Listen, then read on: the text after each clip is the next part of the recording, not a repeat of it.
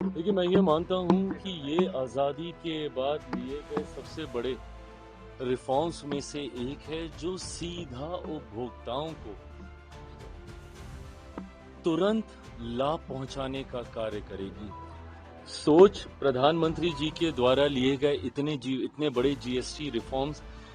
की सोच सिर्फ इतनी ही नहीं थी कि कंज्यूमर्स को सिर्फ इसका तत्कालिक लाभ मिले, बल्कि लॉन्ग टर्म बेनिफिट्स भी इन रिफॉर्म्स के माध्यम से हम लोगों को मिले। इस सोच के साथ इन रिफॉर्म्स को क्रिएट किया गया था।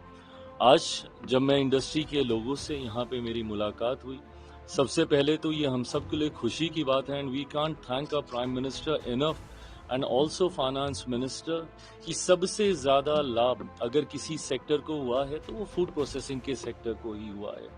जहाँ पे हमारी अधिकांश खाद्य पदार्थ जो हैं वो 5% या 0% के दायरे में आए हैं, जिससे यकीनन रोजमर्रा के इस्तेमाल की जो जरूरतें हैं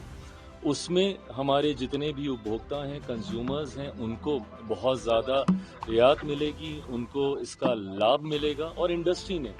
ये लाभ उन्हें पहुंचाना भी शुरू किया है। नवरात्रि के पहले दिन से इसको इम्प्लीमेंट किया गया था, और आज अष्टमी में जहां भी मैं जा रहा हूं, लोग ये जानकारी देते हैं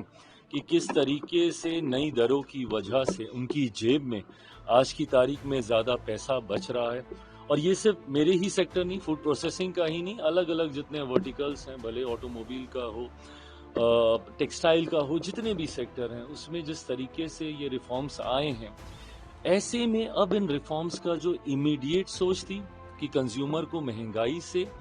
राहत मिले, वो तो हम लोग अचीव कर रहे हैं, बट साथ ही में अब कैसे इसको नेक्स्ट लेवल पर लेकर जाया जा सके, उस सोच के साथ आज इंडस्ट्री लीडर्स के साथ हम लोगों ने इस बैठक को आयोजित किया।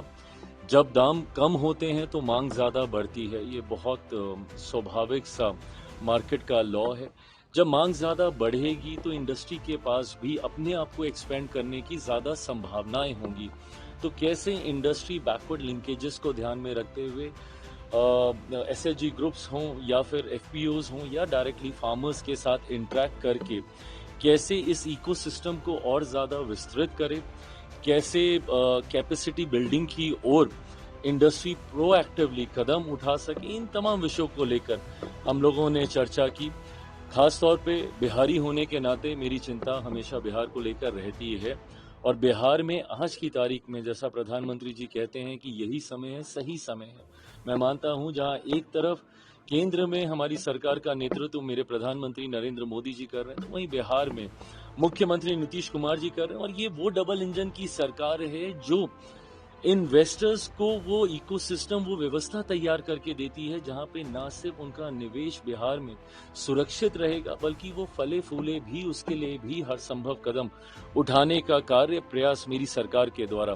किया जा रहा है। ऐसे में आग्रह बस इंडस्ट्री से यही रहा आज की इस बैठक में कि अपने एक्सपेंशन प्लान्स को लेकर आए। जो लोग बिहार से नहीं हैं वो बिहार में निवेश करने की योजना पे काम करें। Ease of business, single window clearances उनको सरकार के द्वारा यहाँ पे प्रोवाइड किया जाएगा, ये विश्वास इंडस्ट्री को दिलाते हुए इंडस्ट्री बिहार, क्योंकि कृषि प्रधान राज्य है, जितना ग्रो करेगी उतना ही ना सिर्फ हमारे किसानों को आर्थिक मदद मिलेगी, बल्कि जॉब अपॉर्चुनिटीज भी क्रिएट होंगी। और साथ ही साथ जिस तरीके से पोस्ट हार्वेस्ट लॉसेस को लेकर हम लोग की चिंताएं रही हैं, उसको भी काफ़ी हद तक हम लोग मिनिमाइज कर सकेंगे। इंडस्ट्री के साथ मैंने वर्ल्ड फूड इंडिया के भी अपने एक्सपीरियंसेस साझा किए कि किस तरीके से वैश्विक बाजार भी भारत की ओर देख रहा है निवेश को लेकर, और इसी का परिणाम है कि 1 लाख करोड़ से ज़्यादा के एमओयूज इस बार वर्ल्ड फूड इंडिया में साइन किए गए, जो लगभग 9 लाख रोजगार के अवसर उत्पन्न करेंगे। जो एमओयू साइन हुए हैं उनसे भी व्यक्तिगत मुलाकातों में मैं इस बात को सुनिश्चित कर रहा हूं कि उसमें से कितना हिस्सा बिहार में आ रहा है। बिहारी होने के नाते मेरी प्राथमिकताओं में जरूर बिहार और बिहारी रहते हैं, तो उसका कितना प्रतिशत हिस्सा बिहार में आ रहा है, अलग अलग लोगों ने अपने आंकड़े साझा किए हैं। बट मैं मानता हूं कि थोड़ा समय और बीतेगा तो मैं एग्जैक्ट फिगर्स भी मैं शेयर करूंगा कि 1 लाख करोड़ में से कितना प्रतिशत हम लोग बिहार में हम लोग निवेश लेकर आ रहे हैं और उससे कितने रोजगार उत्पन्न होंगे। इवेंचुअली निरंतरता में इंडस्ट्री के साथ मुलाकात कर कर वो ब्रिज बनने का प्रयास रहता है मेरा कि इंडस्ट्री की चिंताओं को उचित मंचों तक केंद्र या राज्य सरकार वहां तक मैं पहुंचा सकूं। चिराग एक पॉलिटिकल है। चिराग पवन सिंह होम मिनिस्टर से मुलाकात की हुई, वहाँ से मुलाकात की और कहा जा रहा है कि वापसी हो गई है, बीजेपी में थे फिर से आ गए। ये देखिए वो ऑलरेडी गठबंधन का हिस्सा थे ही और यकीनन चुनाव के दौरान जिस तरीके से उन्होंने निर्दलीय चुनाव लड़ा इस बात को लेकर गठबंधन के भीतर चिंताएं उत्पन्न हुई थी बट और सबसे ज्यादा इसका नुकसान हुआ तो आदरणीय उपेंद्र कुशवाहा जी को ही हुआ था। बट आज मुझे लगता है कि दोनों के बीच जब ये मुलाकात हो गई है तो जितने मनमुटाव होंगे उसको भी दूर कर लिया गया होगा और मैं मानता हूं कि पवन जी से मेरा पुराना परिचय है, वो आएंगे तो जरूर गठबंधन को लाभ ही मिलेगा।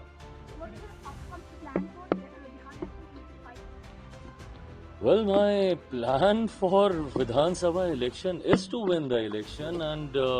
it is a winning combination of the 5 political parties that has come together under the umbrella of NDA and I believe and I hope and I am extremely confident that not only we'll form the next government again but it will be an extremely strong government. Maximum number of the seats will be won by all the NDA candidates. आप चुनाव लड़ने जा रहे हैं विधानसभा? भाई एक बार seat sharing हो जाए, ये तमाम विषय ऐसे हैं जो कि हमारी सेंट्रल पार्लियामेंट्री बोर्ड में पेंडिंग पड़े हुए हैं जिसपे अंतिम फैसला केंद्रीय संसदीय बोर्ड को लेना है। लड़ना चाहिए नहीं लड़ना चाहिए सारे मत केंद्रीय संसदीय बोर्ड के पास आ गए हैं बट मुझे लगता है कि एक कलेक्टिवली कोई एक विषय पे फैसला नहीं लिया जा सकता। पहले ये क्लियर होना जरूरी है कि कितनी सीटों पे लोक जनशक्ति पार्टी रामविलास चुनाव लड़ रही है, गठबंधन का क्या स्वरूप होने वाला है इन द सेंस कि कौन कहां से चुनाव लड़ रहा है। सीटों की संख्या ही नहीं सीटों का चयन भी होना प्राथमिकताओं में से है। तो ऐसे में जब ये तमाम विषयों पर एक सेंस ऑफ क्लैरिटी आएगी उसी के साथ ये भी क्लियर कर लिया जाएगा कि मैं विधानसभा का चुनाव लड़ूंगा या नहीं लड़ूंगा या मेरी पार्टी में से और कौन से सांसद विधानसभा का चुनाव लड़ेंगे। संख्या क्या होगी? प्रभु संख्या अगर मुझे पता होती तो मैं बता ही देता। मैं भी तो संख्या को ही लेकर अभी गठबंधन के भीतर हम लोग चर्चा कर रहे हैं बट मैं मान रहा हूं कि जिस तरीके से सरगर्मियां बढ़ी हैं गठबंधन के भीतर अलग अलग विषयों को लेकर मैं मानता हूं कि बहुत जल्द एक फाइनल क्लैरिटी चर्चाएं चल रही हैं बट बस अब उसको फॉर्मलाइज होना बाकी है, वो भी जल्द हो जाए। सम्मानजनक सीटें जब ये सवाल किया जाता है इतना हाँ क्योंकि ये इस बात को एकदम दिमाग में स्पष्ट रखना चाहिए कि सम्मान से समझौता करके कब कौन रहा है किसी भी गठबंधन में और मैं नहीं मानता कि हमारे गठबंधन में किसी भी घटक दल की सोच ऐसी है कि वो दूसरे दल को सम्मानजनक मौका ना दे विधानसभा चुनाव में अपना प्रतिनिधित्व करने का। मेरे गठबंधन ने मुझे कितना सम्मान दिया है उसका सबसे खूबसूरत उदाहरण 2024 लोकसभा का चुनाव है। मैं मानता हूं कि भारत के गठबंधन राजनीति के इतिहास में ऐसे उदाहरण हम लोग को मिले होंगे कि जहां 10 सीटों वाले को 8, 8 वाले को 5, 5 वाले को 3, 3 वाले को 1 और संभवतः पार्टी का विलय करा लिया गया होगा बट पहली बार ऐसा हुआ है कि एक सिंगल सांसद वाली पार्टी को 5 लोकसभा की सीटें लड़ने को दी गई। मैं भी उनके विश्वास पे खरा उतरा, 5 की 5 सीटें जीतकर उनकी मैंने झोली में देने का काम किया। तो मैं मानता हूं कि हर दल को उसकी सामर्थ्य के आधार पर इवेंचुअली हम सबका टारगेट मैक्सिमम स्ट्राइक रेट को अचीव करना है। तो मुझे लगता है कि जिस दल की जहां जिस क्षेत्र में ज्यादा क्षमता है उस क्षेत्र का प्रतिनिधित्व उनके पास जाना चाहिए और ये मुझे लगता है बहुत सहजता से हो जाएगा। इस पे अभी भी प्रश्न चिन्ह है क्या? मैं पुनः क्लियर कर देता हूं कि मुख्यमंत्री नीतीश कुमार जी के नेतृत्व में हम लोग चुनाव लड़ रहे हैं। मुख्यमंत्री नीतीश कुमार जी एक बार फिर 2025 बिहार विधानसभा चुनाव परिणामों के बाद मुख्यमंत्री पद की शपथ लेंगे।